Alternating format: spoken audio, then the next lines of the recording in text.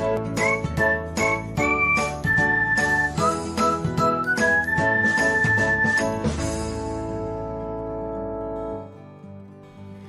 everyone, welcome back to another episode of Technologyglance. In this video, I'm going to guide you through how you can report a pin for criticism or harassment of a business organization on Pinterest. So, let's get started.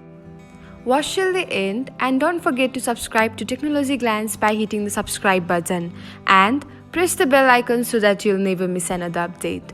Without further ado, let's get started. First of all, open the Pinterest app on your device.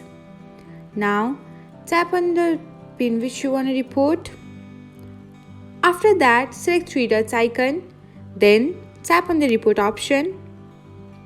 Here, you can find a harassment or criticism option. Tap to open it and then select on the last option, that is, this is harassment or criticism of a business organization.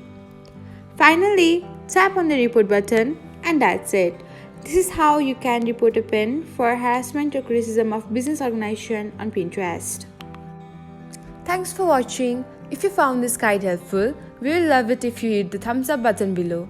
We upload great new tech tutorials like this one every day. So, don't forget to subscribe to our channel and hit the bell icon to get an update as soon as we post a video.